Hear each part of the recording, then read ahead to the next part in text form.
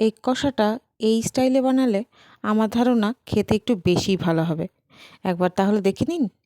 নিয়েছি বেশ কটা ডিম সেদ্ধ করে ছুলেও নিয়েছি, আর মাঝে মাঝে এরকম চিড়ে দিয়েছি। এতে নুন হলুদটা ভালোভাবে ঢুকবে। কড়া গরম করে দিয়ে দিয়েছি বেশ খানিকটা সর্ষের তেল। এরপরে ডিমগুলোকে দিয়ে দিলাম। ডিমগুলোতে আমি কিন্তু এখনও নুন হলুদ কিচ্ছু দিইনি। এবার দিয়ে দেব নুন স্বাদ মতো। একটু নাড়িয়ে নেব।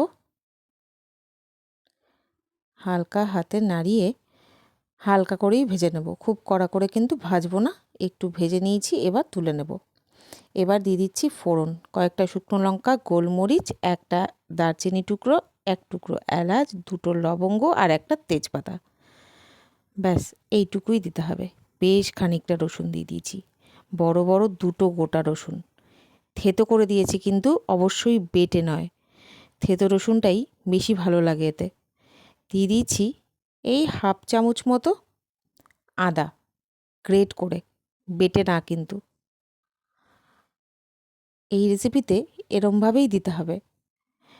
বেশ 3টে মতো পেঁয়াজকে কিমা করে নিয়েছি, সেই কিমা করা পেঁয়াজটাও দিয়ে দিলাম।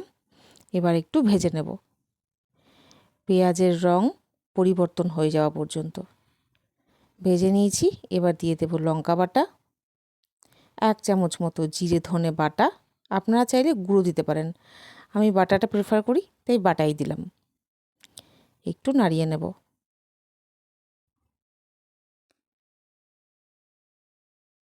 একটু ভালোভাবে মিডিয়াম আঁচে নাড়িয়ে ভাজা ভাজা করে নেব। এবার দিয়ে দেব 2টো টমেটো পেস্ট, 2টো টমেটো কিন্তু। একটু টমেটোর টক ভাবটা আসলে পরে ভালোই লাগবে। আর টমেটো তো টেস্ট মেকার, জানেনই আপনারা। দিয়ে দিচ্ছি এবার স্বাদ মতো লবণ, হলুদ, সামান্য একটু চিনি আর কাশ্মীরি লঙ্কার গুঁড়ো। ব্যাস এবার ভালো করে কষিয়ে নেব। এই কষানোটা কিন্তু ভীষণ ইম্পর্টেন্ট, খুব ভালো করে কষাতে হবে। প্রয়োজনে ঢেকে ঢেকে কষাবেন, তাতে আরও ভালো হবে কষানোটা, আর তেলটাও রিলিজ হবে খুব সুন্দরভাবে। ভালো করে কষিয়ে নিলাম। কষিয়ে তেল ছাড়া ছাড়া ভাব হয়ে গেলে দিয়ে দেব জল। জল দিয়ে এবার ডিমগুলো ছেড়ে দেব এক এক করে। এক এক করে ডিমগুলো ছেড়ে দেব। দিয়ে দেব বেশ খানিকটা কাঁচা লঙ্কা। গরম ভাতে এই কাঁচা লঙ্কা ডলে খেতে কিন্তু ভীষণ ভালো লাগে। গরম মশলার গুঁড়োও একটু দিয়ে দিলাম।